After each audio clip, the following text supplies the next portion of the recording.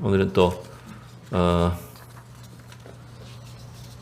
온라인으로 예배를 드리시는 분이 많습니다. 비슷하게 지금 와 계신 분이나 온라인으로 예배를 드리는 분이나 비슷한 숫자로 지금 예배를 드리고 있는데, 또 이 코로나가 많이 확산되는 이 시기 가운데 우리 온 성도들이 건강하게 또 잘 이겨낼 수 있기를 원합니다.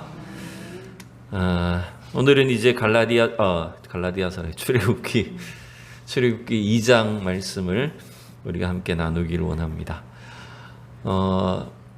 제가 신림동에 좀 오래 살았습니다. 서울에서 신림동에 살 때에 신림동이 굉장히 좀 서울에서도 좀 낙후된 동네이고, 그 중에서도 저 산동네, 지금은 개발이 다 되었지만 옛날 달동네라고 불리던 그런 지역 중에 난곡이라는 곳이 있습니다. 신림동 난곡이라는 동네가 있는데, 그 난곡 그 동네를 올라가다 보면 거기에 주사랑 공동체 교회라고 하는 그런 특수사역을 하는 교회가 있어요.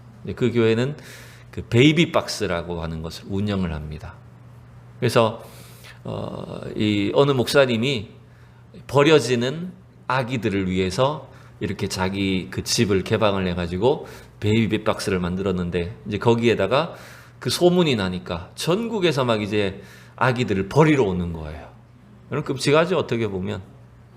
예를 들면 이제 결혼을 하지 않고 아기를 갖게 된 사람들 있잖아요. 미혼모나 미혼부나 이런 사람들. 그 다음에 장애아를 낳은 사람들이 이제 이 아기를 거기다 이제 두고 가는 거예요. 원래 제가 좀 알아보니까 그 목사님이 원래 장애 아들을 기르셨대요. 자기 자녀가 장애인 아들, 중증 장애아를 기르셨는데, 이분이 이제 그 아들을 잘 길렀다는 소문이 나면서부터 누군가 한 명씩, 두 명씩 거기 와가지고 아기를 놓고 간 거예요. 근데 이제 어느 날 보니까 이렇게 더운 여름도 문제고, 그죠? 차가운 얼어붙는 겨울도 문제잖아요. 밤새도록 애를 그냥 놔두고 가버리니까 들짐승이나 길고양이 같은 게 애를 해칠 수도 있고, 그 추운데 밤에 애를 그냥 놔두고 가면 얼어 죽을 수도 있잖아요. 그래서 이 목사님이 생각 끝에 그냥 애기를 버리고 가면 안 되겠다 싶어가지고 집 안으로 통하는, 담벼락을 뚫어가지고 집 안으로 통하는 이제 이걸 만든 거예요. 구조를 만든 거예요. 그래서 문을 열어가지고 아기를 거기다 집어넣고 가게 만드는 거죠. 그게 베이비박스가 된 겁니다.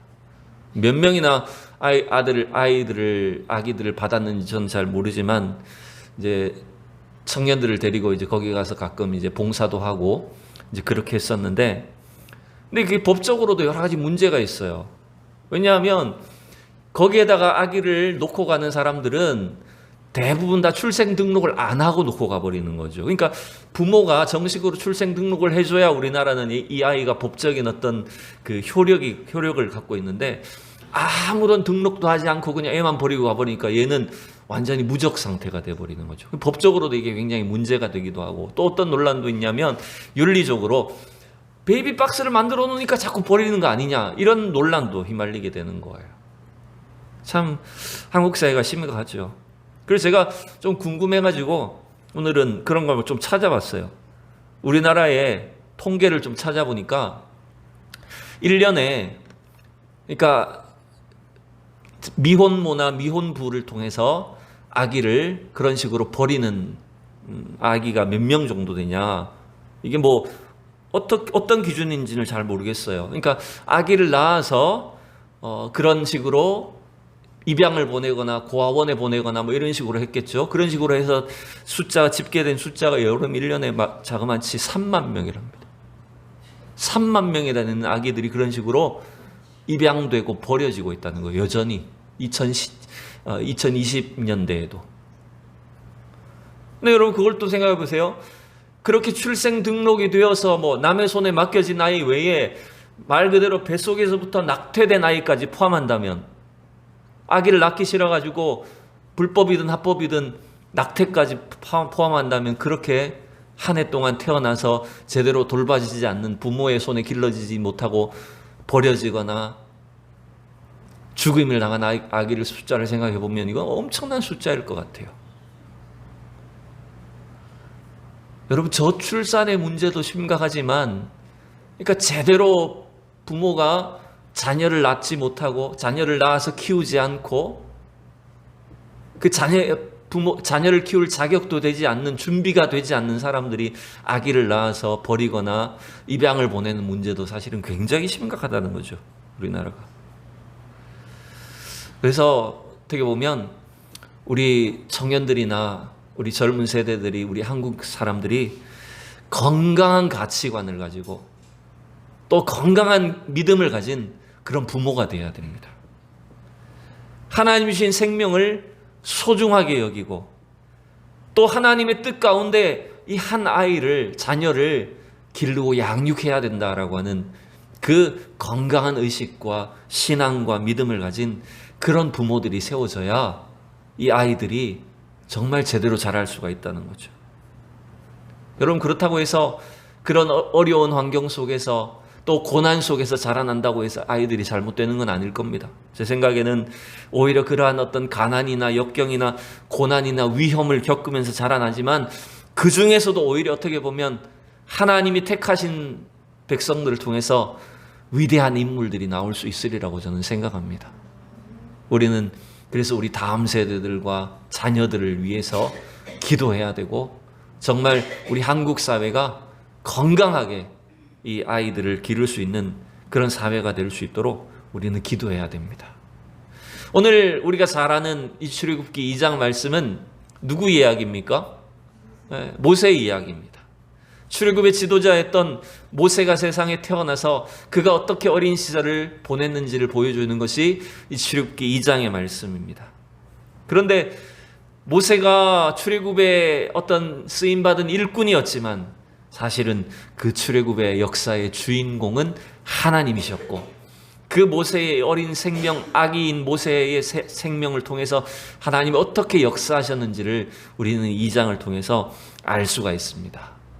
우선 우리 1절, 2절 부분을 먼저 함께 보면 이렇게 돼 있죠. 레위 가족 중 한 사람이 가서 레위 여자에게 장가들어 그 여자가 임신하여 아들을 낳으니 그가 잘생긴 것을 보고 3달 동안 그를 숨겼다.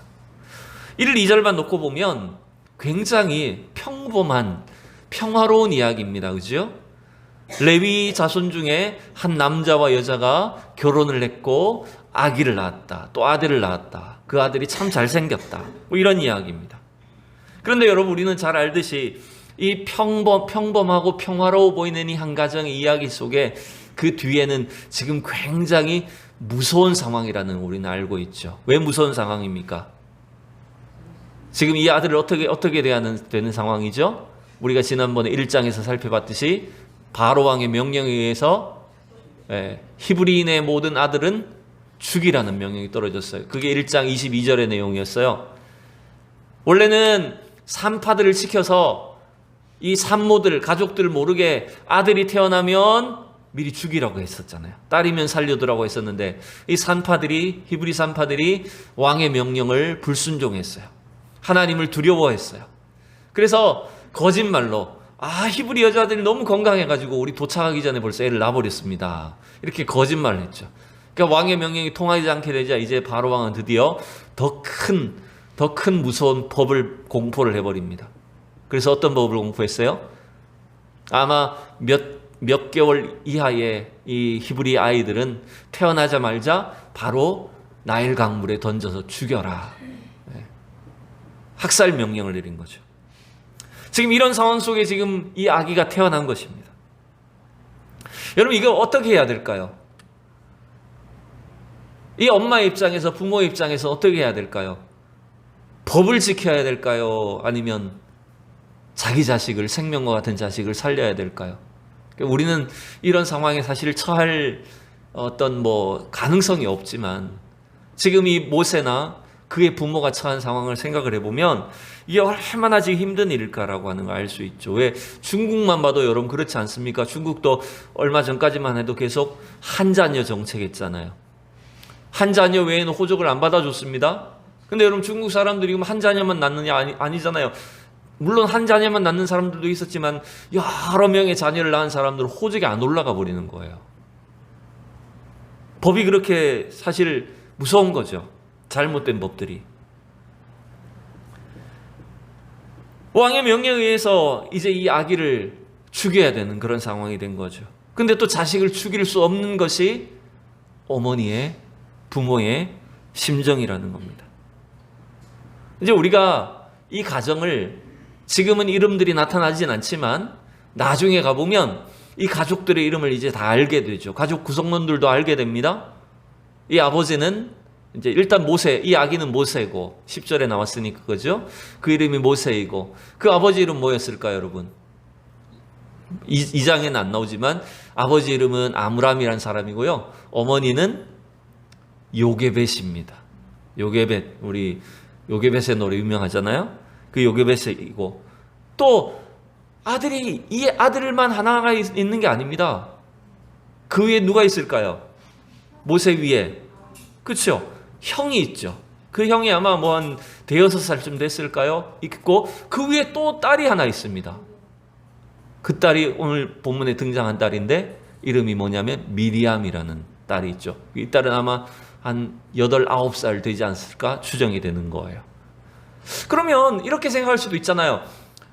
뭐 애가 지금 첫째도 아니고 이미 딸도 있고 아들도 있으니까 얘 막내는 태어나자마자 우리가 이 황제의 이 왕의 법을 무서운 그 법을 잘못 지키지 않다가 큰 어려움을 당하면 안 되니까 죽이자, 버리자 이렇게 할 수가 있을까요? 그럴 수도 없다는 거죠.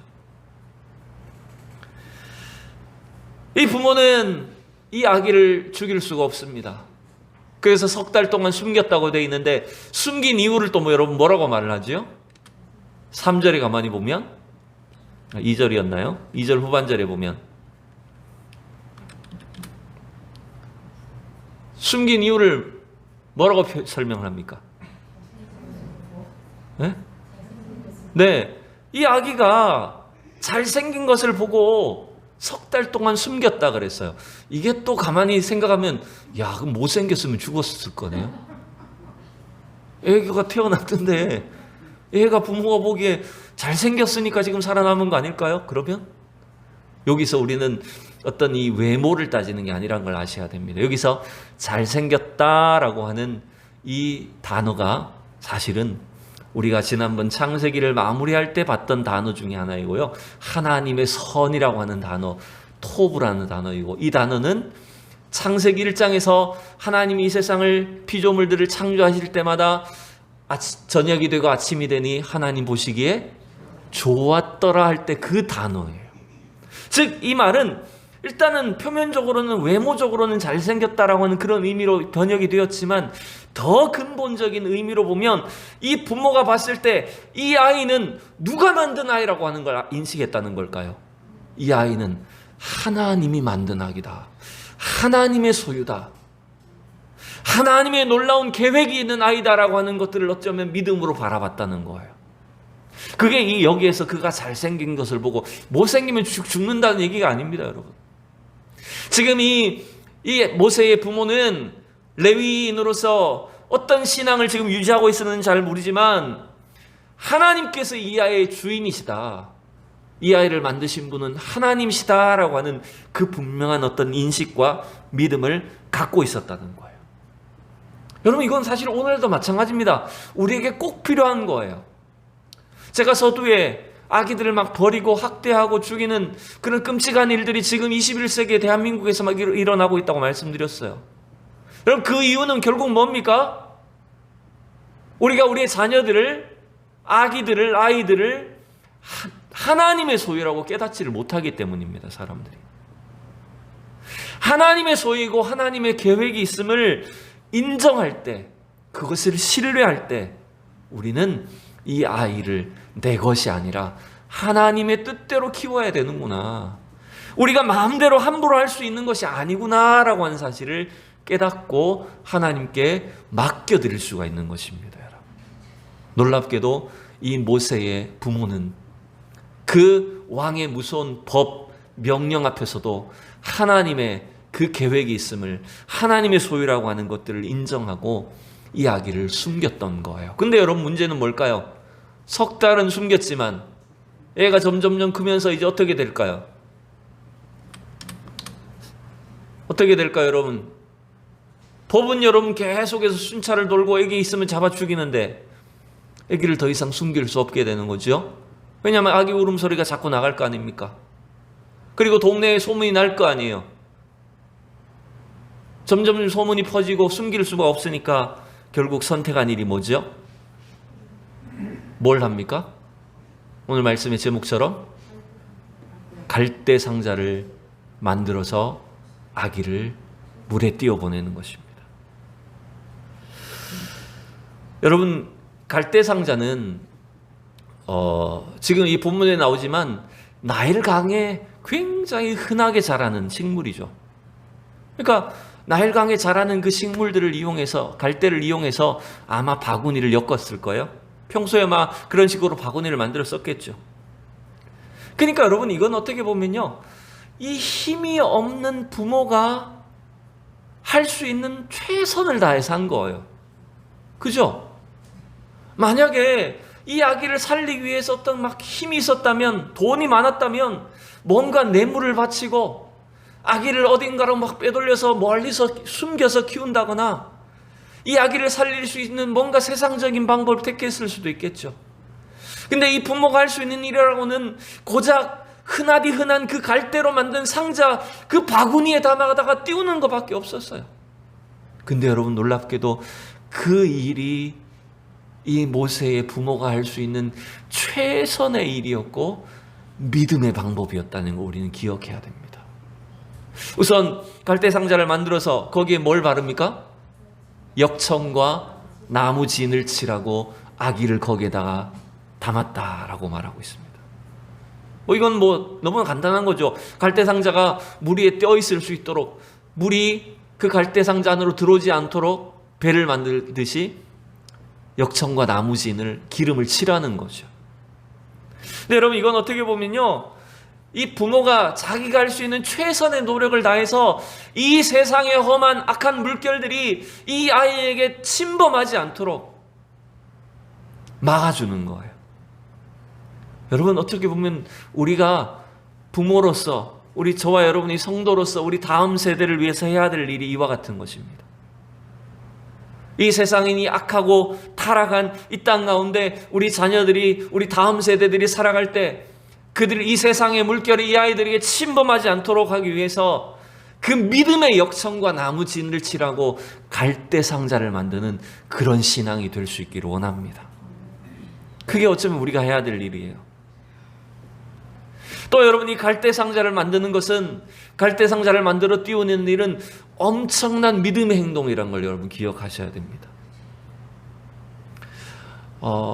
이 갈대 상자라고 할 때 이 단어가 테바라는 단어인데요. 상자라는 단어가 테바라는 단어인데, 이 단어는, 박스는 영어고요. 이 히브리어로 테바라는 단어는 성경에서 유일하게 아기 모세가 타고 있던 이 갈대 상자라고 하는 단어와 창세기에서 노아의 방주를 만들었을 때 방주를 뜻하는 단어하고 동일한 단어입니다. 딱 두 군데에서 쓰였습니다. 여러분, 생각해 보세요. 이게 굉장히 놀라운 일 아닙니까? 방주는 얼마나 큽니까? 방주는 나무로 만들어진 어마어마하게 큰 상자와 같은 배입니다. 아마 운동장 몇 개쯤 되겠죠. 엄청나게 큰 배로 만들어져 있는 그 상자와 어린 모세를 싣고 있는, 담고 있는 이 갈대 상자가 같은 것이라는 의미입니다. 영적인 의미에서. 여러분, 이게 무슨 말일까요? 이 갈대 상자는 그 방주에 비해서 보면 재료도 아주 허술하고 보잘것없는 그런, 정말 이 세상 물결 가운데 금방 사라져버릴 것 같은, 잠겨버릴 것 같은 그런 상자였지만, 하나님이 구원하시는, 하나님이 인도하시는 그 놀라운 구원의 방주였다는 거죠. 나일 강물에 떠내려가면서도 절대로 잠기지 않는, 사라지지 않는 하나님이 인도하시는 구원의 방주가 바로 이 갈대 상자였다는 거예요.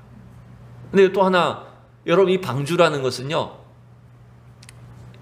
뭐냐 하면 노아의 방주도 마찬가지고 이 모세가 담겨있는 이 갈대 상자도 마찬가지인데, 여러분, 이거는 방주에 한번 들어가면 스스로 뭔가 제어를 할 수 있습니까? 스스로 방향을 정할 수도 없습니다. 내가 어디로 가야 되겠다고 노를 저을 수도 없어요. 방주에 한번 들어가면 하나님께서 그 방주가 머무를 때까지, 인도하실 때까지 우리가 할 수 있는 일은 아무것도 없다는 뜻이에요. 이 어린 아기 모세를, 이 생명을 그 갈대상자 안에 담았다는 것은 뭐냐 하면, 이 아이의 생명은 누구한테 달려있다는 겁니까? 하나님께 있다라고 하는 그 믿음의 고백이라는 거예요. 버린 게 아니에요. 우리가 어떻게 잘못 생각하면, 아이고, 이 아이를 그냥 자기 손으로 죽일 수 없으니까 강물에다 버렸구나, 이렇게 생각할 수 있지만, 버린 게 아니라 하나님의 손에 전적으로 의지해서 이 아이를 맡기는 겁니다. 여러분, 그래서 이 갈대상자는 믿음의 행동이었어요. 오늘날 이미 우리 어른들은 다 자녀를 키우셨지만, 우리가 우리 자녀들을 위해서, 우리 다음 세대, 우리 손자들을 위해서, 이 세상 사람들을 위해서 해야 될 일은 뭐냐 하면, 이와 같이 하나님의 손에 맡기는 갈대 상자를 만드는 것이 저와 여러분의 역할이라는 것입니다. 그래서 이 아이의 인생의 키를 쥐고 있는 분은 하나님이십니다 라고 하는 것들을 고백하고, 내가 키를 잡고 이 아이를 움직이는 것이 아니라 하나님께서 이 아이의 인생의 방향을 쥐고 계시고 그 목적지대로 인도하실 것이라고 하는 것을 하나님께 맡겨드리는 거였어요. 그래서 부모가 할 수 있는 일은 뭡니까? 이 아이를 갈대 상자에 담으면서 할 수 있는 일은 오직 하나님의 은혜만을 구하는 것입니다. 그게 우리가 하는 일이에요. 하나님의 은혜만을 구하고 하나님의 응답대로 이루어 주시도록 구하는 것이 이 갈대 상자를 보내는 겁니다. 그래서 여러분, 또 이 말씀에 보면 이 누이가, 미리암이겠죠? 누이가 이 갈대 상자가 어떻게 떠내려가는가, 어디로 가는가라고 하는 걸 알려고 계속 따라가는 겁니다. 여러분, 이건 뭐냐면 하나님의 은혜를 구하는 행동입니다. 그래서 하나님은 그 믿음 위에, 이 갈대 상자를 만들어서 떠나보내는 하나님의 은혜를 구하는 그 믿음 위에 하나님께서 응답하셨어요. 오늘 어떻게 응답하셨을까요? 우리 이 구절만 봅시다. 5절 6절만 읽어봅시다. 시작. 바로의 딸이 목욕하러 나일강으로 내려오고 시녀들은 나일 강가를 거닐 때에 그가 갈 때 사이에 상자를 보고 시녀를 보내어 가져다가 열고 그 아기를 보니 아기가 우는지라. 그가 그를 불쌍히 여겨 이르되 이는 히브리 사람의 아기로다. 아멘. 여러분, 놀랍게도 이 갈대 상자가 나일강으로 떠내려가다가 어디로 갔어요? 하필 바로의 딸이 자주 내려와서 목욕하는 곳에 간 것 같아요. 여러분, 이게 얼마나 아이러니한 상황입니까? 히브리인의 아기는, 남자 아기는, 사내 아이는 무조건 죽이라고 명령한 것이 바로인데, 이 모세는 바로 왕의 딸의 손에 들어가는 겁니다. 적진 나의 핵심 중앙부에 들어가 버린 거예요. 근데 놀랍게도 그 상자를 가져와서 열어보게 했더니 이 바로의 딸이 히브리인인 것을, 이스라엘 백성인 걸 알아요, 몰라요? 바로 알아봤어요. 아버지의 법대로 하면, 왕의 명령대로 하면 이 아기는 죽어야 되죠. 근데 그 바로 왕의 딸이 무슨 마음이 들었습니까? 이 아기를 향해서 불쌍히 여기는 마음이 든 거예요. 이게 또 절묘한 게 그때 딱 맞춰서 울어요, 얘가. 에? 딱 불쌍해 보이도록 우는 거야. 여러분, 이게 사실은 하나님이 이 믿음으로 은혜를 간구하는 이 바로와 이 모세와 그의 부모에게 베푸신 응답이었다는 거예요. 그렇지 않습니까? 적진의 손에 들어갔는데, 히브리 아기들을 죽이라는 그 명령을 내린 왕궁으로 들어갔는데 그 아기를 향해서 긍휼히 여긴 마음을 주신 거예요. 여러분, 우리가 이 세상을 살고 이렇게 교회에 함께 모여서 예배를 드리고 신앙생활 하는 것도요, 서로를 향해서 하나님이 긍휼한 마음을 주시지 않으면 불가능한 일이에요. 하나님 우리에게 이 긍휼한 마음을 주셔야지만 서로를 용납하고 품고 이 어려움 속에서도 살아갈 수가 있다는 것이죠.